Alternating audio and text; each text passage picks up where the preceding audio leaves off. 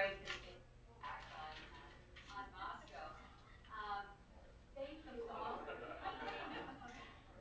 I'm Trudy Anderson. It's been my privilege to chair the search committee for the College of Education Leadership and Counseling Department Chair search.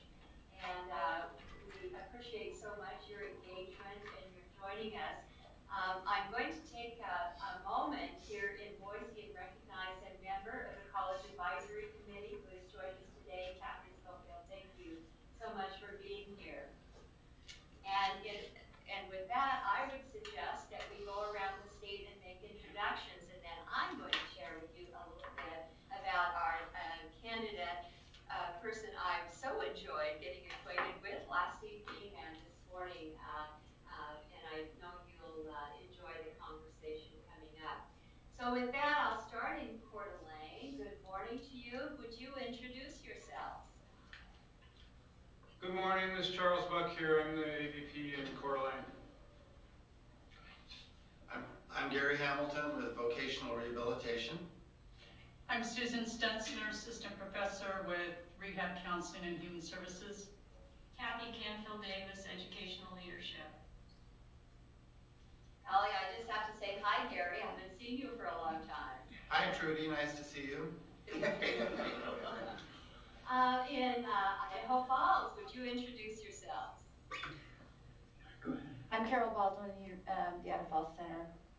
I'm Brian Mon. I'm with the Department of Leadership and Counseling. I'm a director of the Professional Practices Doctorate Program.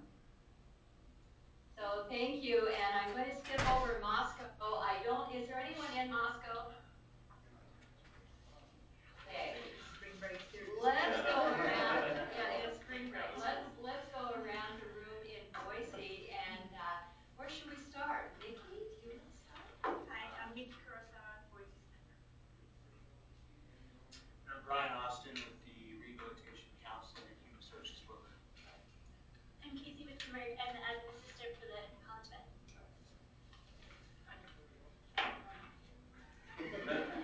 I'm Meg Stevenson with the Trio Educational Opportunity Center. And Michelle Hopkins with the Boise Center. Eric Schluter, IT Department. Stephanie Fox, Boise Center. Elaine Kempton, College of Law. Sandy Schultz, Boise Center. Denise Ingebrett, Rubin College of Engineering. Kathy Schofield, Education Advisory Board. Michael Crow, the Adult Organizational Learning and Leadership Program. Tian Safaidi, College of Agriculture and Life Sciences, both in Boise and in Coeur d'Alene. Ralph Bowden, I'm the director for the College of Engineering here in Boise. Beth Cunningham, Rehabilitation Counseling and Human Services. Eric Hadley, Leadership and Counseling Department. Penny Tenuto, Educational Leadership. Mary Gavner, also in Educational Leadership. Well, thank you everyone for being here. And in Coeur d'Alene and Idaho Falls, can you hear us all right? Yeah, we hear you fine. Great, great. Well, now it is my pleasure to introduce Dr. Henry Rubin. He goes by Hank. Dr. Rubin received his undergraduate and master's degrees from University of Chicago and holds a PhD from Northwestern. I know all of you have had an opportunity to review his data. I would just quickly share with you that most recently he was at Winona State University with the Minnesota State College and University System. He was there as Dean of the college from June of 2010 until June of 2012. Prior to that, he had a very interesting experience where he was a dean in resident with the American Association of the Colleges of Teacher Education, AACTE, in Washington, D.C. He has served in positions with the University of Redlands, where he was a Dean of Education in the Noslin Chair. Prior to that, he held a very interesting position in South Dakota, where he was a joint dean of two institutions. And I look forward to hearing more about that. Must have been quite an incredible experience with the University of South Dakota and South Dakota State University. He has also served at the state level, where he was an associate superintendent and special assistant to the state superintendent in the state of Ohio. And he has also been an acting vice president for institutional advancement at Chicago State University. He has experience in the private sector as well as in public education, and I think you will have a very enjoyable conversation. I appreciate so much. I guess one other thing I need to share, Hank. He tried to get here last week, and you won't believe what he tried, had to surmount. The East Coast storm, he was flying out of Boston Logan Airport. He commuted an hour and a half to the airport, waited, he was in line to get his boarding pass after the plane had been on again, off again, on again, off again. When he thought he was going to make it, the plane had mechanical difficulties, was terribly delayed, and there was no way he could make his connection to get out here. So anyway, second try, I guess it worked beautifully yesterday. You saved the weather. So welcome, Dr. Rubin. Thank you very much. Thank you. Is it okay if I just sit here? Can you folks see me over there? Yeah. Our remote friends? Yeah, Very good. Okay. Hi. Thank you. First, thank you. Thank you for giving me the challenge of a lifetime commuting. This was a pair last week. It really was 7 hours at the airport. I know Logan Airport better than anyone on Logan Airport. But it's really more. It's more than that. I am so pleased to be here. I'm honored to be a candidate. I did homework on many of you before I wrote my letter to ask you to consider me for this. And I asked you to consider me for this because of what I saw in the homework I did. I saw a collection of academicians who were committed to engaged in rather progressive and interesting pieces of applied research. I saw a campus that this downtown here, I don't know anything about Boston, but I saw a place that's connected to and has the capacity to be a real player in policy. I see a state that has every kind of administrative challenge you could want, which is a virtue. And of course, a terrific laboratory for leaders and educational professionals. And I saw an opportunity that I'll go into a little bit more detail on. I stepped down from the deanship with a very purposeful intent. I'll give you sort of that progression of career things that make it sound like the introduction that Trudy gave me as somebody who just doesn't know how to hold a job. It isn't that at all. And however, to understand that it isn't that, I'm going to need to give you a little bit of introduction. So I wanted to take a moment to say hello so you see my face. We'll come back to each other conversationally after we walk through a little PowerPoint. And I'll ask Eric to cue it up.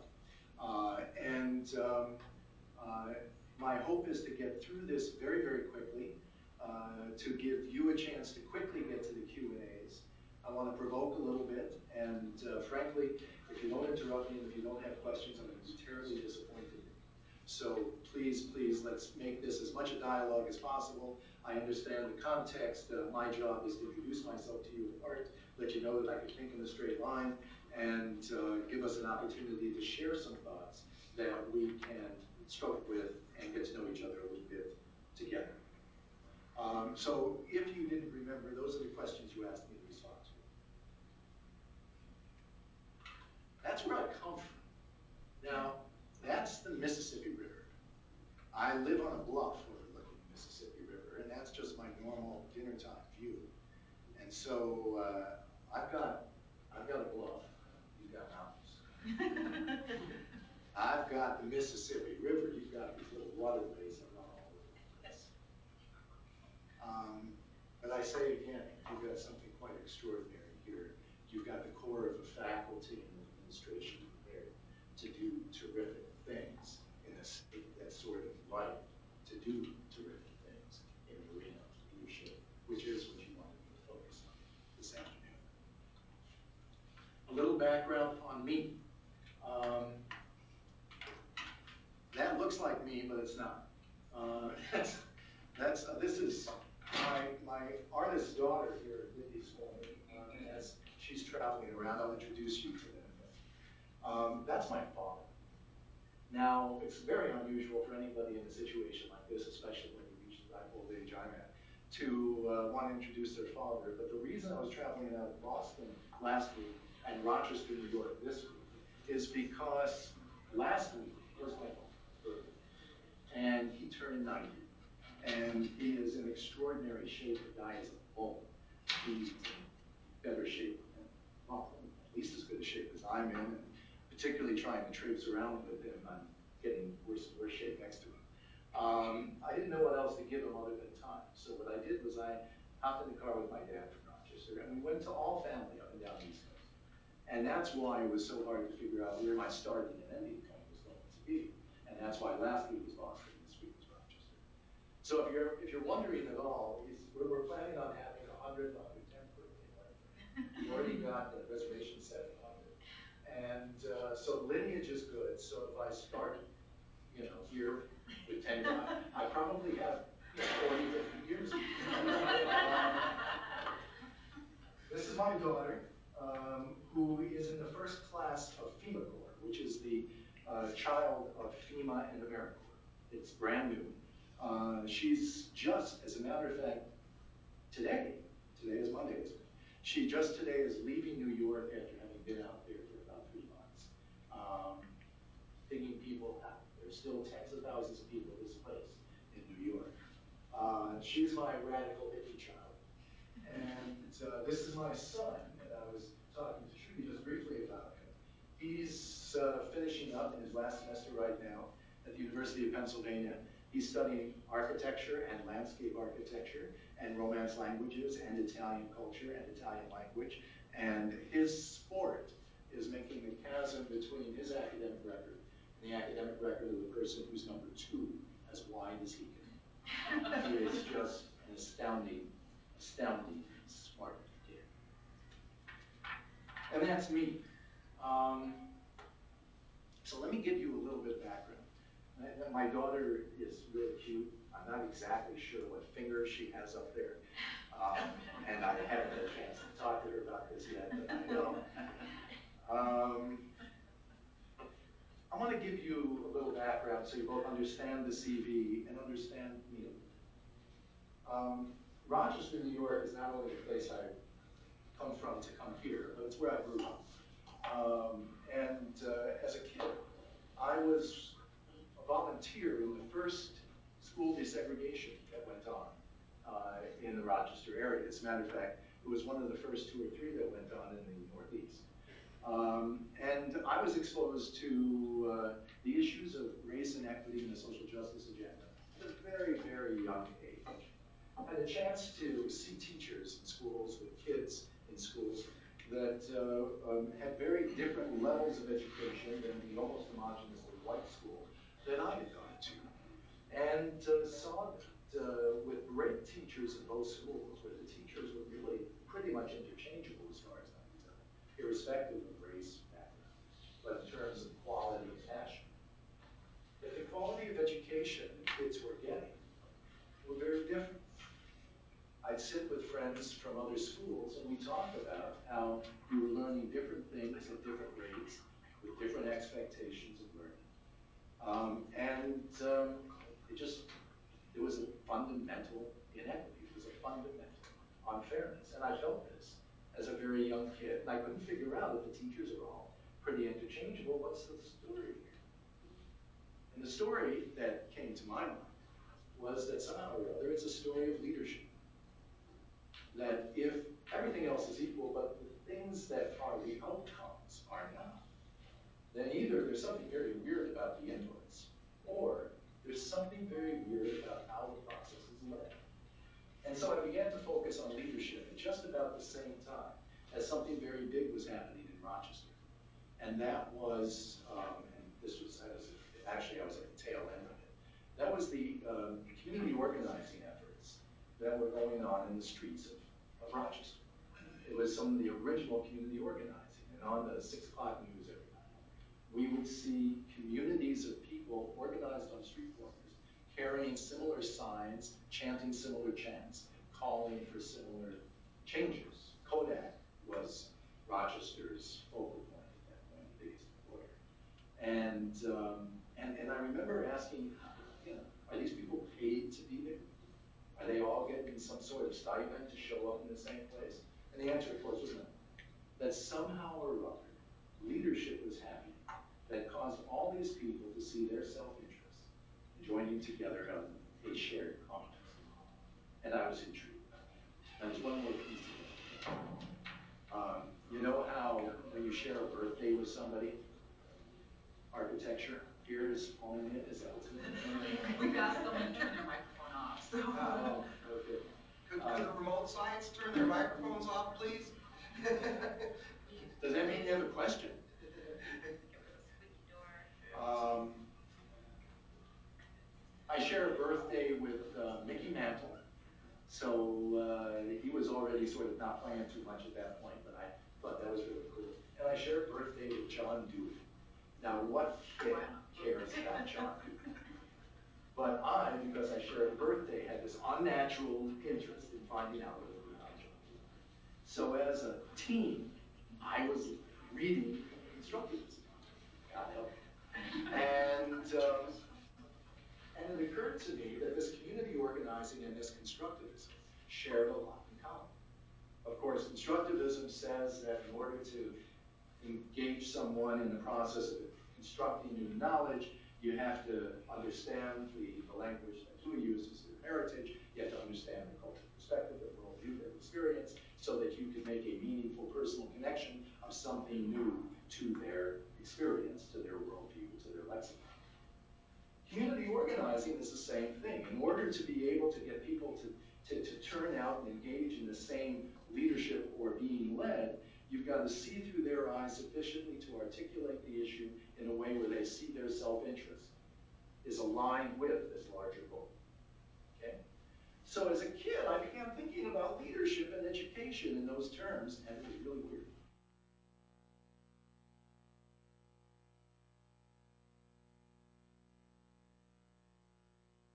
I was able to get an internship in Washington way before the notion of being a Washington intern took on the negative implications that it began to take on years ago. And I worked in the Department of Education's Office for Civil Rights, and because I was the only kid there, I got an opportunity to be exposed to the legal policy level issues in civil rights from that perspective, and saw the extent to which leadership makes a difference in the distribution of rights and opportunities.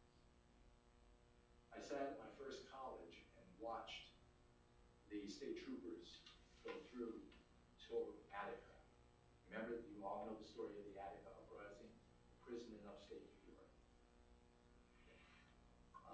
What we had there, this is, I'm sort of giving away my age, but we saw there one of the most poignant examples of an insensitivity of the homogeneously Black and Hispanic population in that prison being shut down and shot by state troopers. And it was a profoundly impacting experience for anybody who witnessed that. The state troopers passed through Geneseo, which was my college, passed through Geneseo en route to Attica, which is just a few miles away. All this is to say that from an early and formative stage, the issues of leadership, social justice, God bless you, and equity took on a deeply integrated personal meaning. So I decided, while a student at the University of Chicago, where I went in order to give myself as serious a scholastic grounding as I possibly could my first 2 years at Geneseo, and then over to UC.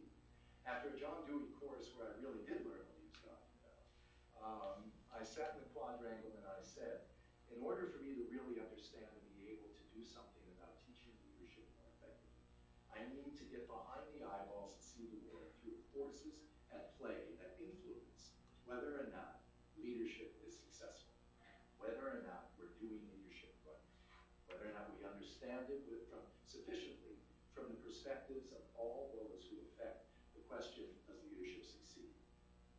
And so I set out very brashly, as only a 20-something-year-old kid could do. I set out to experience as high a level with as strong a mentor as I could possibly find, positions in as many different sectors as I possibly could, so as to prepare myself with the worldviews of as many different constituencies of education and of leadership. So I was, at the time, I was appointed, I was the youngest person to have been appointed, I don't think that's true anymore, to the US Civil Rights Commission, that's a CRC. From there, I saw how blithely we just sort of tossed away so many issues of attending to leadership to try and go for easy wins to get statistics on closing down schools or so forth. It was a very sloppy period of civil rights enforcement. And it struck me that the accountability of leaders for purposes of equity and access were ill-attended. I worked at the State Department of Education, the Illinois State Board of Education. At Northwestern, I got my degree in leadership and policy studies. I took on my first executive directorship of a citizens advocacy group, which was the longest standing parent group in Chicago, the Citizen Schools Committee. You may have heard of it. This was a group that fought to have a parent's seat at the bargaining table when negotiations went on in Chicago. Institute for Voluntary Organizations was to begin to understand how nonprofit and philanthropies work. We don't think much about the overlap of both the heritage of instructional materials as well as the overlap of mission, purpose, process between nonprofits, philanthropies, and education institutions. But it's really quite, what's the word, quite a broad overlap. Chicago pattern of public school policy and finance. A conversation that you and I had a little earlier, Judy, reminded me of this. That was the first collaboration in the city of Chicago that brought together the Hispanic leadership of Puerto Rican and Mexican, which were not talking to each other very much in missions to schools, because you remember, Chicago is that moniker of nation of neighborhoods, and people really do treat borders as being sacrosanct. So Hispanic community, Black community, PTA, legal community, business community, and in Chicago at the time there was this group that self-identified, they came up with this name, so don't hold this against me, but they called themselves the Bogan Broads. And what that meant was they were from the community of Bogan, which was white ethnic, very, very homogenous, and they were all members. And they were very well organized, and they would storm into a meeting. They would say, we are here, and we are here for purpose. We are the Bogan Broads, get out of our way. This is the issue. We pulled all those groups together into a single collaboration that focused on the one thing we could find they shared in common, which is such a wonderful lesson for leadership. And that was, after months of working to refine what do we share in common, sending language out and back. Remembering this was before social technologies, so that this was a point where we were doing this by phone, we were doing this by face-to-face. What we found that we shared in common, that we could agree to and hold ourselves, not just come, but hold ourselves at the table, was the concept of how do we get and ensure that the most dollars put into the public school system are pushed into the classroom and used for instructional purposes that benefit learners. Everybody, irrespective of politics and their bitter competitions with each other and their years of writing editorials against each other in the Tribune sometimes, each of them found themselves saying, okay, we could talk with Ron Washington was the mayor. I was asked to be his education advisor. He was the first black mayor of Chicago and died in office.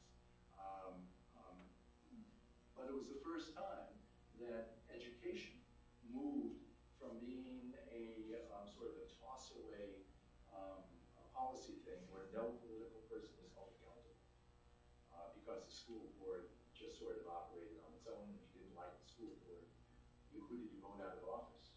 Nobody would see that in order to change the school board, you have to vote for the mayor. The mayor appointed the school board members. So there was no accountability. He moved to create a level of accountability. So that was a context in which I saw that we need public is lost without the mechanism of accountability for education leaders must connect to a structure of whether it's electoral or public monitoring and approval. And interestingly, we've gone through phases where that didn't exist. I'm realizing that I've got more up there that I'm going to get a chance to go through. But just as a quick nutshell, how much of this should I do? This one over here is the one I think you're going to enjoy. And this is Trudy's question.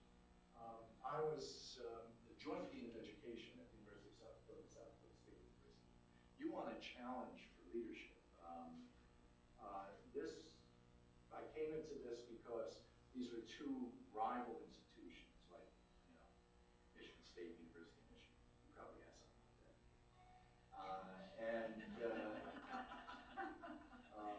But I don't know. You have two presidents who were talking to each other. It was like a first. And they both happened to have searches underway for their deanship.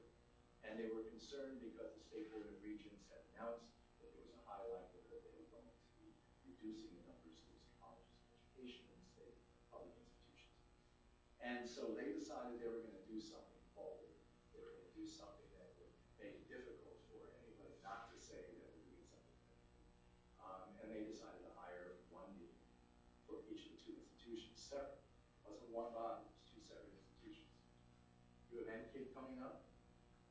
I am the only human being ever to go through two simultaneous MPs.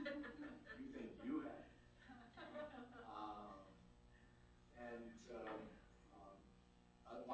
There were several important lessons there. One, it's finding points of shared interest to create overlap. Two, it's the absolute necessity people have to feel ownership of their leaders. Because three, I reached a point where I realized that while I had great friends in both institutions, and we were accomplishing some very important things, I was never going to undo the sense that each group of faculty felt we lost a dean. Where is my dean? And there was nothing I could do about that short of cut myself in half. And so that was the realization that you know, it was time to make a move. Another important thing in this was up until then, I'm pretty much an urban guy. This is the Ohio Department of Education. You folks remotely can't see this, but ODE is Ohio Department of Education. I'm going backwards. 50th is I was asked by a very diverse group of people in Chicago to run ECLUs for aldermen in the city of Chicago. An incredible campaign, most ethnically, Graham McNally identified the 50th ward in Chicago as the most ethnically diverse political unit in the nation.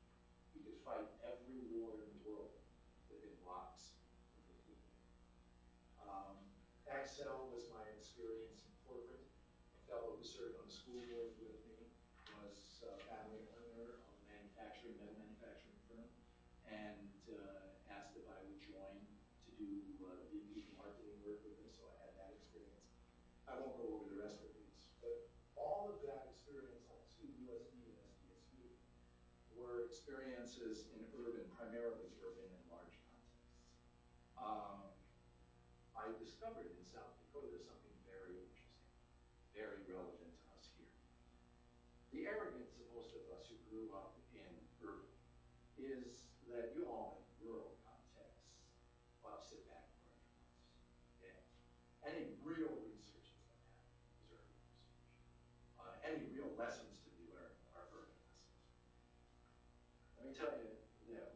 exactly the same issues, exactly the same concerns, exactly the same legal systems, exactly the same kind of politics.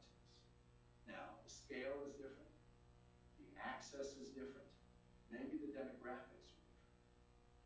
But if you can solve a problem in a rural, you become a lesson for another. And our access to points of power in rural is much greater. When I was a deputy soup in the state of Ohio, I was, depending upon how you counted heads, 2, 3, or 4 in line in the State Department of Education. But it would take me a week to get anything back out of the governor's office. When I was the Joint Dean of Education in South Dakota, I would call the governor's office and I would get a return call that day. The opportunity to be able to access, to understand, to ask questions, and to influence in rural is accelerated. The issues are pretty much the same, whether it's poverty or access or technology or parent engagement or whatever. The issues are largely the same. Okay, I'm going to skip that and just move on because we don't have much time. I want to just give you some little advert. Just some powerful voices that we all should listen to because of who says them. Just because it's pedantically reasonable, I'm going to read it out loud and I'll leave you to. The central responsibility of leadership is to improve teaching and learning. Why do we lead? Well, our accrediting agencies tell us why we lead. What is the purpose of that leadership? The purpose of that leadership is to make sure teaching and learning happens. So if we get caught up in the BBBBs, if we get caught up focusing on dollars and cents without their impact on students' learning, we've missed the point. The purpose of leadership is to improve teaching and learning. Another one relevant to us. Today, the EDD is perceived as PhD light. More important than the public relations problem, however, is the real risk that schools of education are becoming impotent in carrying out their primary missions to prepare leading practitioners, as well as leading scholars. That is no cynic or angry, political partisan who wants to stick it to teacher education, higher education, and leadership. This is one of our strongest advocates. That's Lee Schulman, who for years and years and years was president of the Carnegie Foundation, which is one of the strongest advocacy centers for our world. Our country needs skilled education leaders more than it ever has ever before, and our schools of education aren't preparing those. And that's Arthur Dean, who is the president of Teachers College, who for years, he's the one who every president of the United States would call up and say, make me smart in education. These have to ride in the back of our minds. Let me tell you what rides in the back of our minds, some personal voices, and then I'm going to move quickly. The anachronism in the enemy is this. When I was the deputy state person, I had a superintendent who said that schools and colleges of education relative to the issues of school reform, education reform, schools and colleges of education are anachronisms. And deans of education are the enemy of reform. Their job is to be an anchor and to prevent change. Their job is to advocate and preserve what has been going on in the schools and colleges of education for centuries or decades, or at least the lives of the people who live. And she believed that. So I listened from there and immediately decided I was going to become dean of education. Because it was wrong. It's wrong. It's a perception where we're all looking to see who to point the finger at and blame in the failure of education in its whole continuum. Education trust. You know Katie Haycock? Does that name mean something to you? Education trust is one of the strongest advocacy, I encourage you to Google her, strongest advocacy units for quality policy people around the country that the impact of bad teachers. If a kid has a bad teacher that does X, if a kid has a bad teacher 2 years in a row, it knocks the kid off the block. If a kid has a bad teacher 3 years in a row, you can write the kid off. I spent a couple of years on a visit scholar appointment in Washington, D.C. And in that capacity, I had the chance to work with Katie and others. And I would take her out to lunch and do battle with her because her advocacy was that K-12 districts need to pay more attention to professional development and support for good teachers. And I said, well, what about the pipeline? What about the teacher prep units? What about the preparation of ed leaders who either create an environment in schools that support good teachers or don't? And she said, schools and colleges of education are a state anachronism. She didn't use the same word, but that was her position. It's not worth my fight. It's not a place that's going to change in my lifetime. She'll still do lunch with me, but I've never gotten her to change her mind.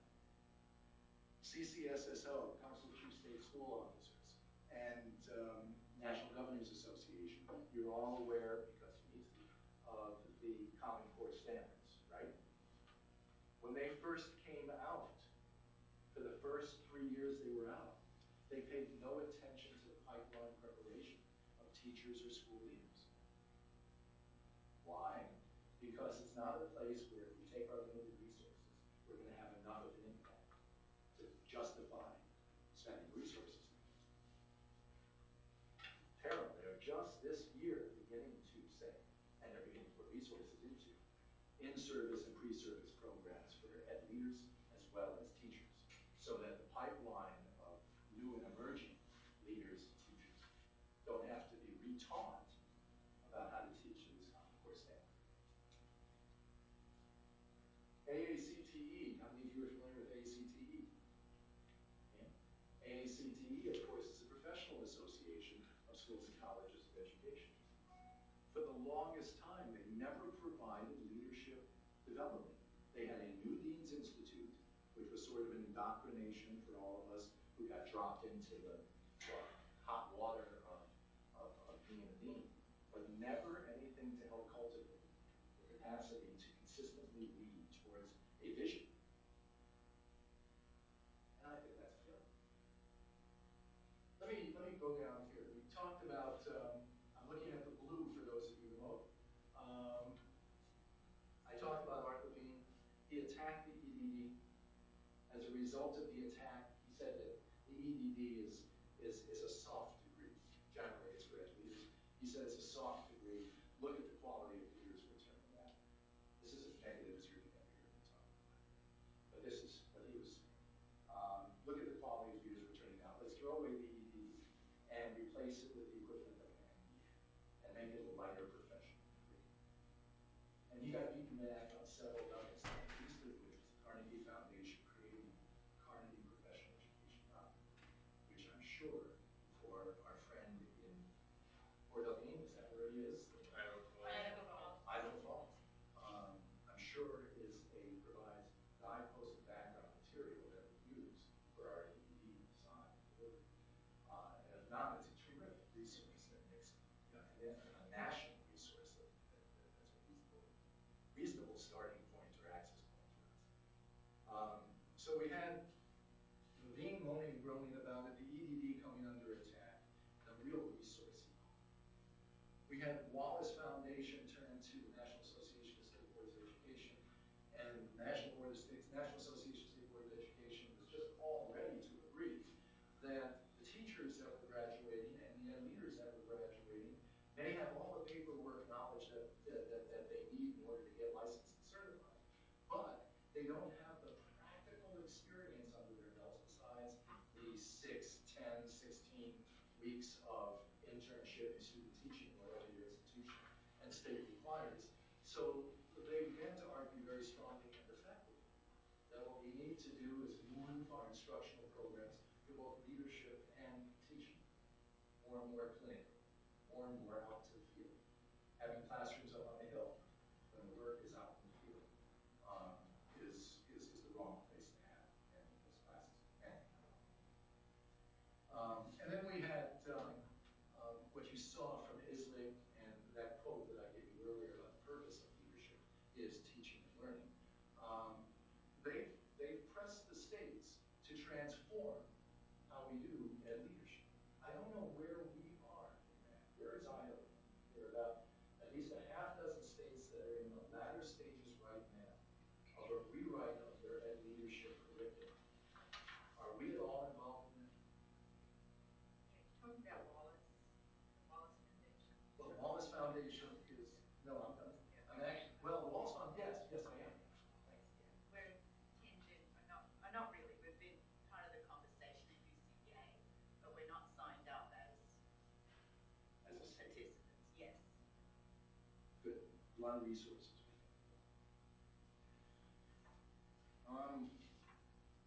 A little slower here than I want it to be, so let me just pull you to thematically. The question was, give us some themes that could guide a sense of principled leadership.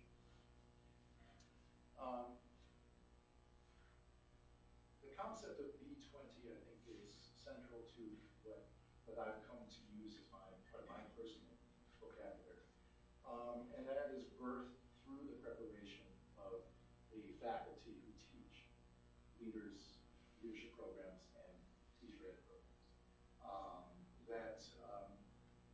At any point, if you treat that as a chain or a continuum, that if the postnatal through early elementary, through middle school, through secondary, through college prep, through college, through doctoral programs, and everything in between there, that a break in the chain is going to have a negative impact on every other element of the chain.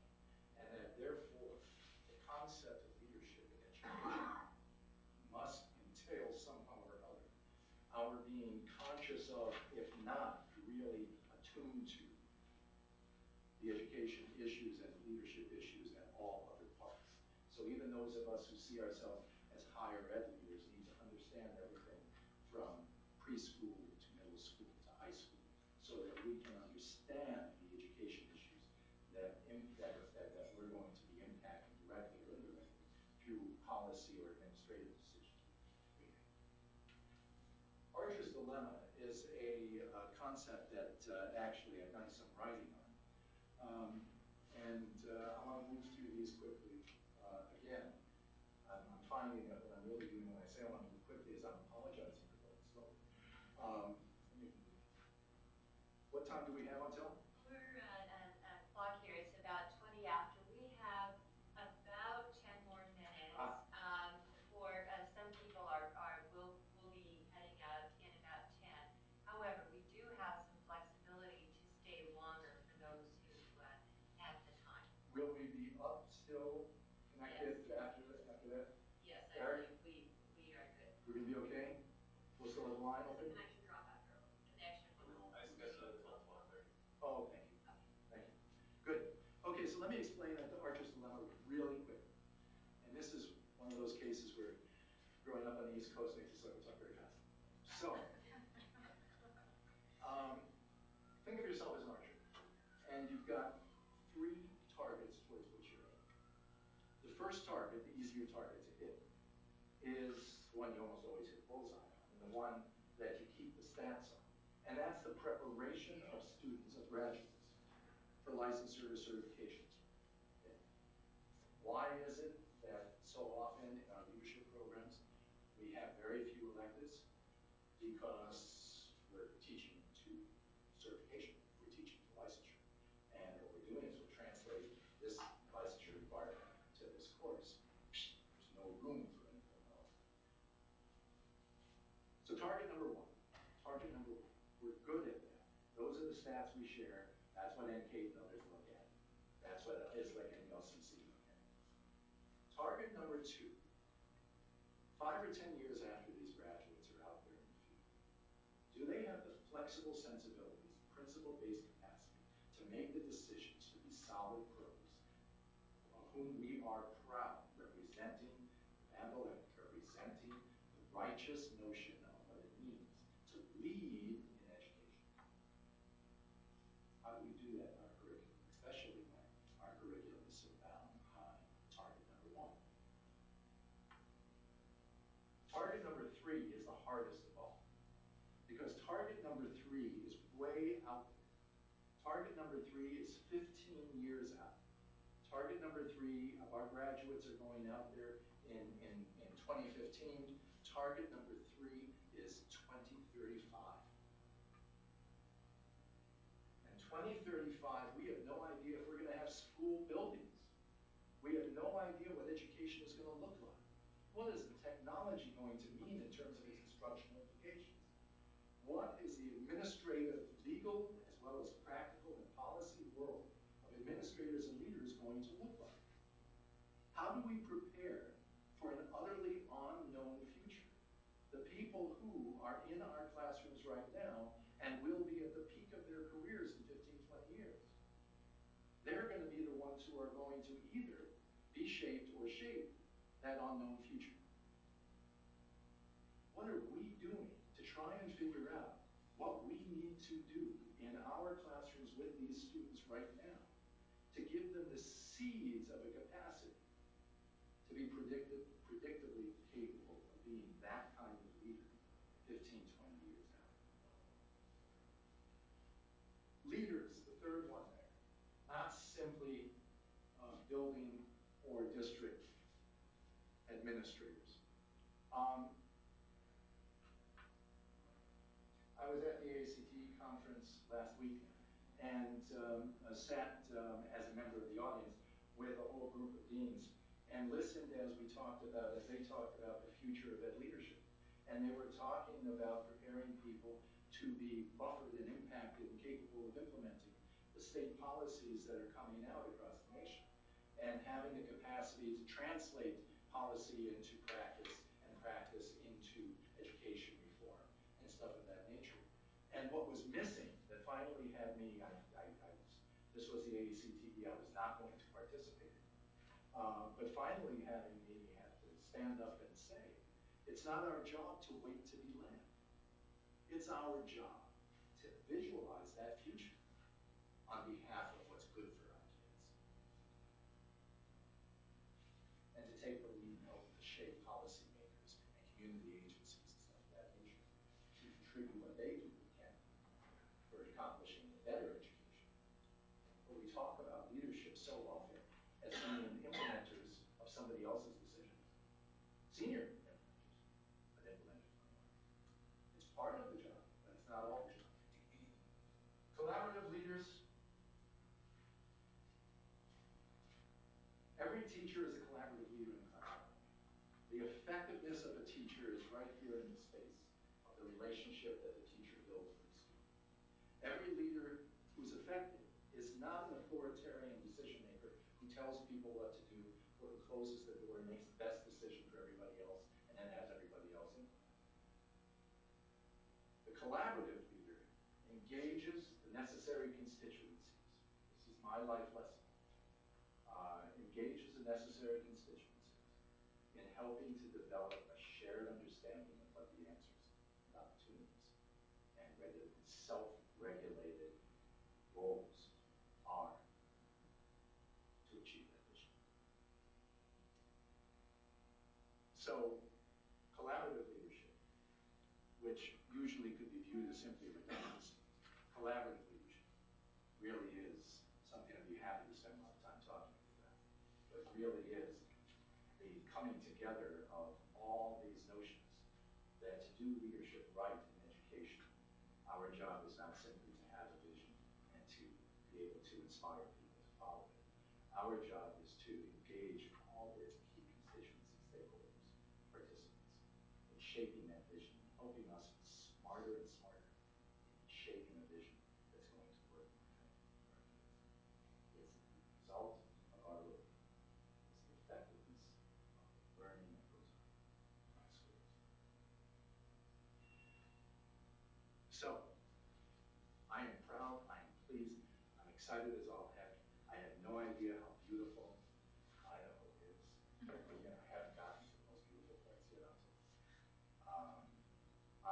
excited by what I see only on paper of the faculty. I'm excited by what I see in the political context here, even though this is clearly one of the two most politically conservative places I'll ever enter. It's an environment in which there are kids. And so our challenge is to figure out, in the context of the world, the real world in which we live, how do we keep making they get the best possible. So I'd like to open it up for whatever several seconds of questions that remain, and if you're willing to stick around. Well, Truly, and thank you very for much. questions, let's thank you so much, and thank you for all of the interesting discussion. For those at the other sides, please stay as long as you can, and we would appreciate your giving us feedback on the feedback forms that you have there. So thank you for leaving that before you go. I would like to open it up with questions, and let's start in Coeur d'Alene. Are there any questions you would like to direct to Dr. Rubin? I don't have any.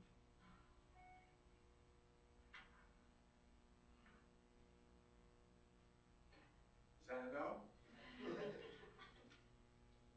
Hearing none, how about Idaho Falls? Any questions? Oh, sorry, no questions from Coeur d'Alene. Sorry, I was on mute. Thank you. We couldn't tell. Were you awake during it? Yeah. Well, this is Brian, and I have Thank you for your candor.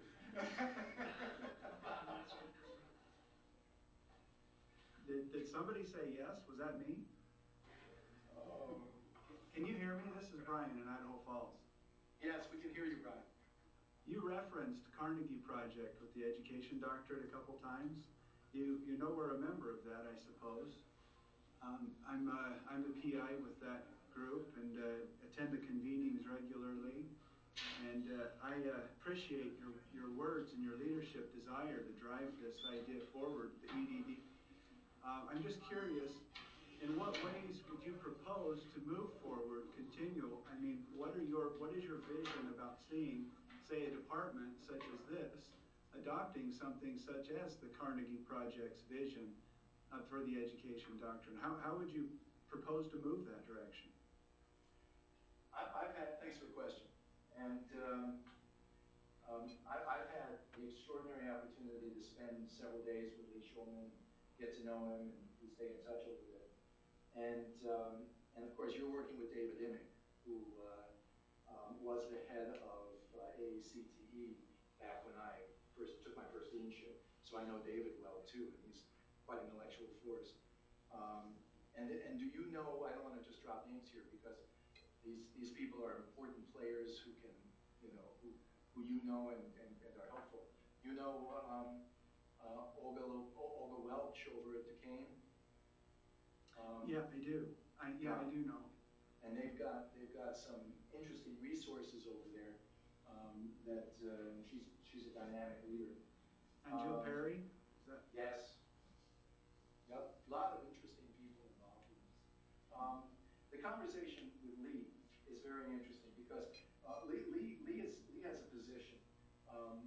He's a grand old man. He's well retired now, but he has a position that any community that is near a school or college of education that does not have extraordinary K-12 education going on is a failure of that school or college of education. That there's no reason on earth that communities should not be benefiting from having the intellectual power of the students and the faculty in that school or college of education, redounding to the benefit, to the continuous improvement of local and state education agencies. We've got your wonderful EDD program. We've got the PhD program that we share. We've got our master's programs. We've got dozens and dozens of students, not to mention faculty, who have research opportunities and interests that, or can have research opportunities and interests that can serve the policy and practice improvements of the state and the region we're in Idaho. we can be the most prolific think tank for the state. Um, we do it individually. I know that individual pieces of your research are well connected. Think about if we do it coherently. Think about if part of the strategy of our doc programs and of our master's programs, and maybe even our undergraduate research with the teachers, think about how if we look to connect it in an applied way to the questions that pop up in the state or in the districts, what a resource we could be to the continually, the smartification of education in our districts and in our state. Does that answer your question? It's one piece. Yeah, I just wanted to hear more about your understanding of CPED and how it's a big challenge that they have, and it's not all well received all across the country. There's only 56 of us members of it here now, and so I was just interested in your take, as you referenced it a couple of times, and moving in that direction is fascinating to me. It's important to me. How many of our faculty hold EDDs? How many of our faculty hold PhDs? None of our faculty hold EDDs.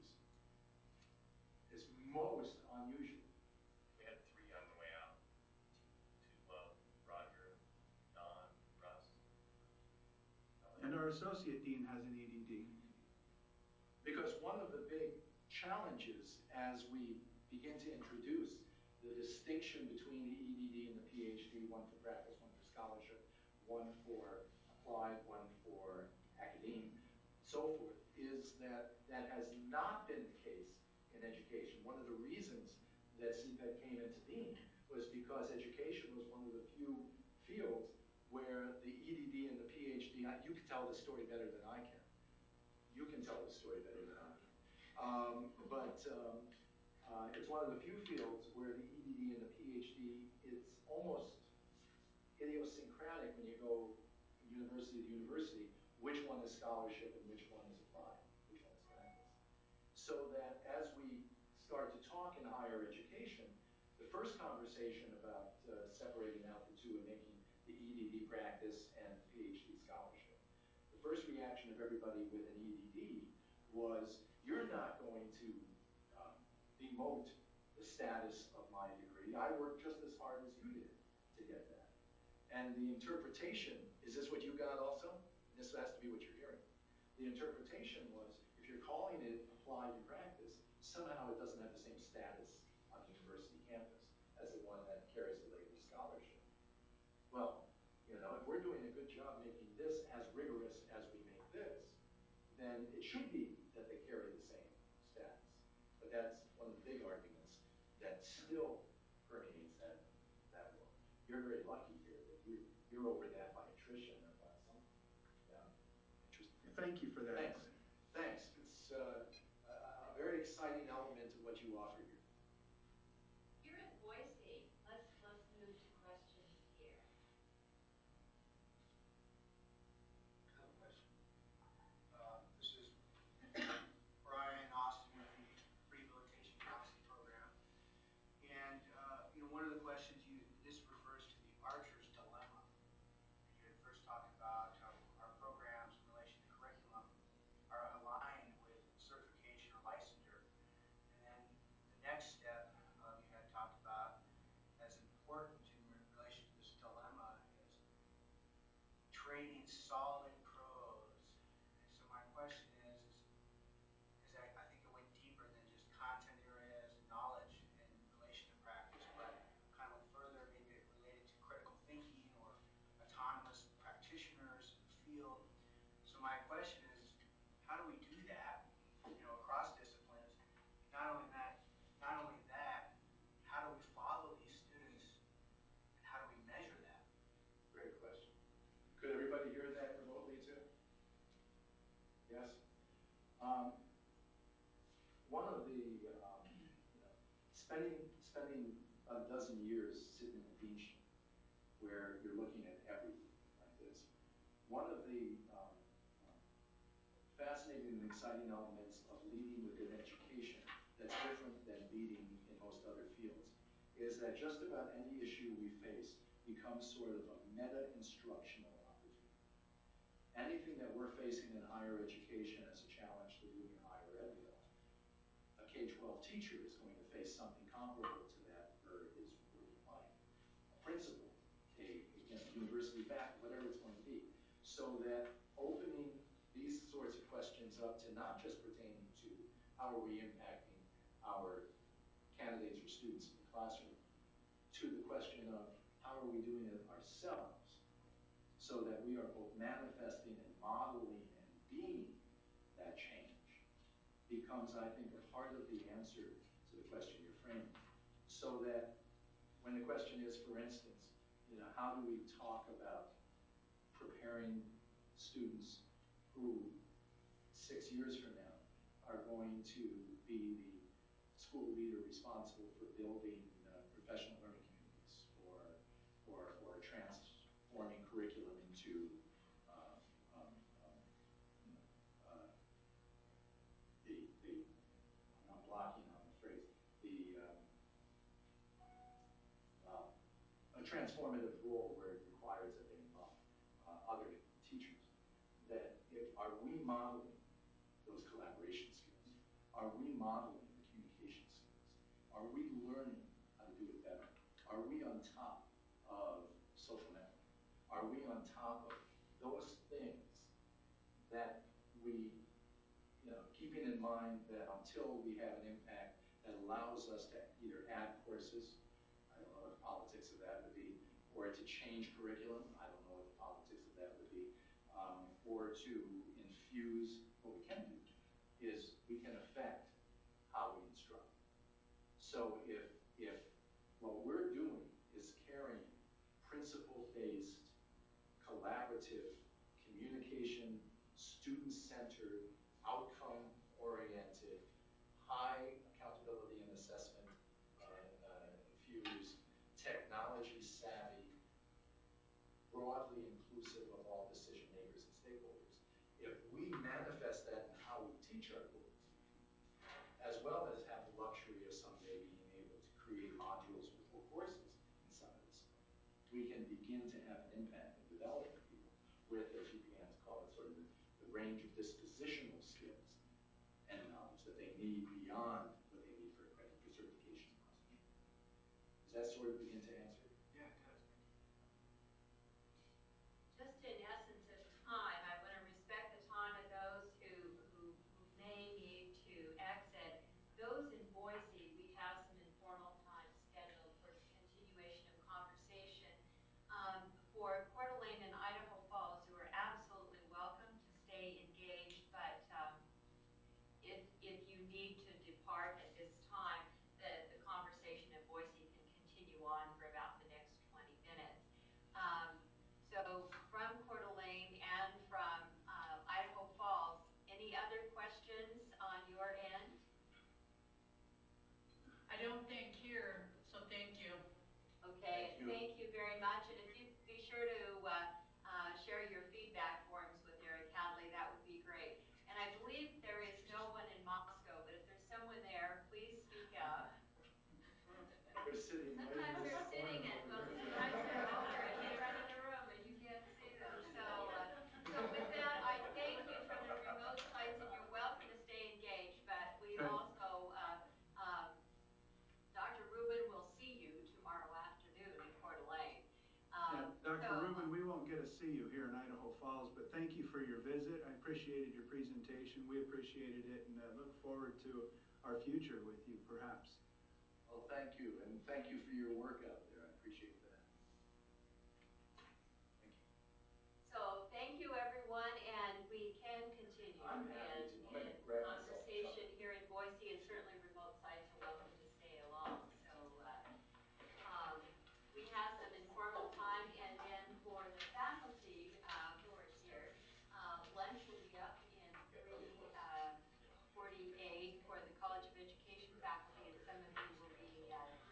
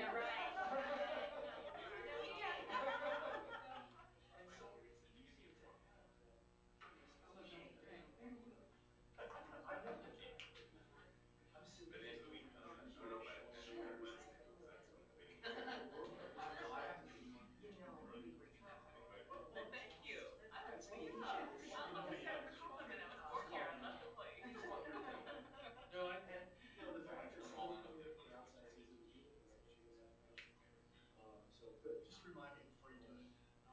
And and I If you get a chance. When you do and it, I figured, And he's gonna meet on I Wednesday. don't know what, I just So, it was just 2 days from now, and then by your Friday, the he's individual items of research I saw listed as either published or in the works were unusual, was an unusual collection of resolutions. Yes.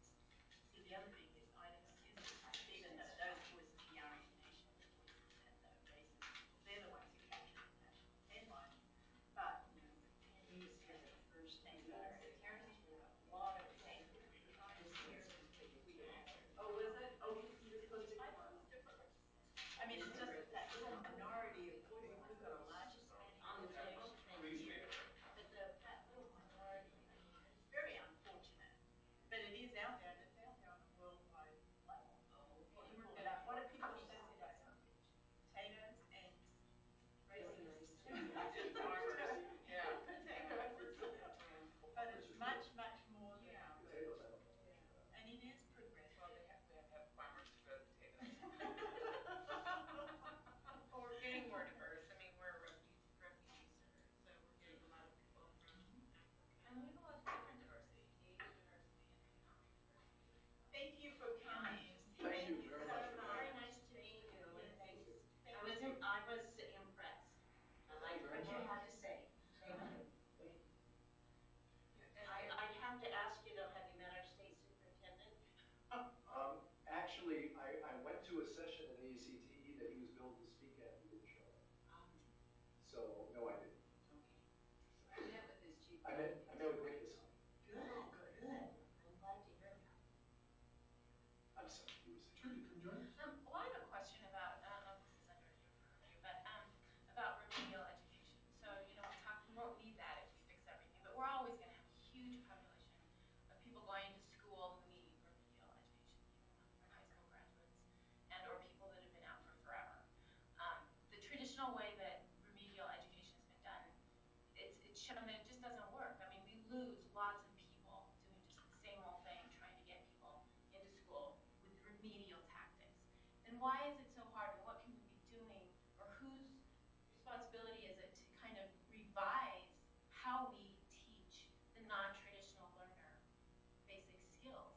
You know, like integrating it into fields of study or doing a lot of things that they talk about that maybe we could do, but we still just stick them in a regular remedial class of English or math, or and they use financial aid and they fail and and it just doesn't work.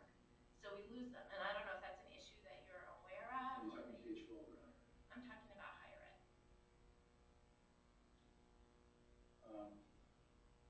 That's a great question. Um, that's a great question. I don't know.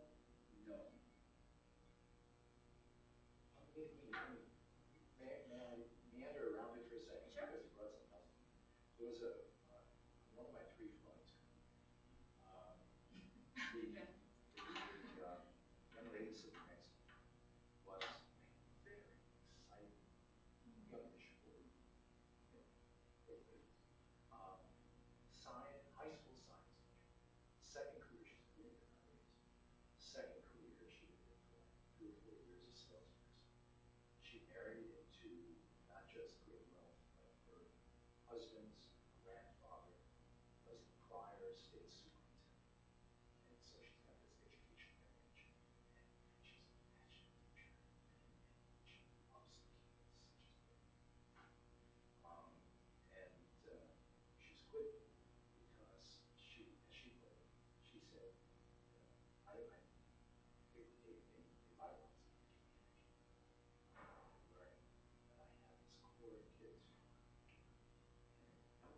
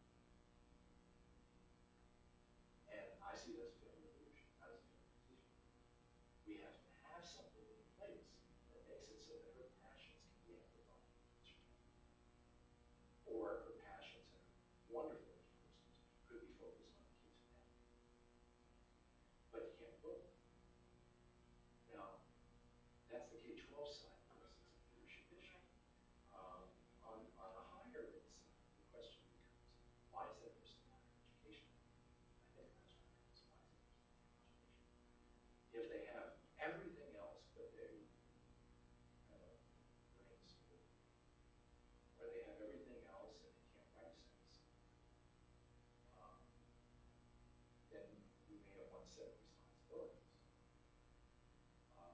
If, however, we're trying to fill numbers and we're taking kids who basically aren't actually going to college to fill seats, and we have to drain our resources to keep them in schools because we're not funded for it. There are private and public institutions that we just don't put kids through. Yeah, and I'm not talking just particular educators. I'm talking about just post-secondary education in general. Just so, as a disclaimer, I'm not a faculty member. I directed TRIO project for adults. So this is the population that is not sexy, has been through, maybe got their GED 20 years ago or whatever. And so it's going on though.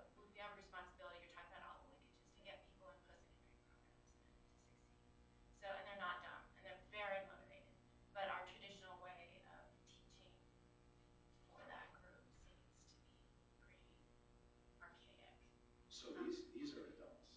I mostly focus on adults. So, so if we're talking about a population that, for one reason or another, didn't get access to the kinds of schools that they have an intellect and they have a passion, they have a vision, whatever, then trying to create that catch-up thing in a traditional setting for a non-traditional group of people like that, where what they really need is something that gears them up before they get into the mainstream courses and stuff. It sounds like there needs to be something. I just feel it feels like there's a big hole to me. Yeah, I mean, even for community colleges. Yeah. Some type of a bridge. Even for community colleges, yeah. I mean, I just think that we're not, and this population isn't going to go away ever. I mean, there's always people that, for their own circumstances or just because they make bad choices, it's going to be there. And I just feel like remedial education isn't. But I don't know what the politics and climate is here. Yeah, but you have the feds are moving to support more and more two-year institutions to develop and provide programs very similar to what you guys do. Right. For example, like the TRIO program, things like that, right? But they're assets. They're not really teachers. Are you talking about the quality or the kind of learning experiences? I think it's just the same curriculum. Yeah. Well, it's it seems like, I mean, we hear so much about all of these skilled jobs that they can't fill people into them. I mean, it just seems like more businesses need to create some kind of hands-on, education that trains people for their jobs and stuff. And like you said before, Right. community colleges could Well, get I think it's definitely a community college role. I mean, it's not a 4-year school, most likely role. It's just, I don't know, it's a big topic for remedial education. But if you were doing research on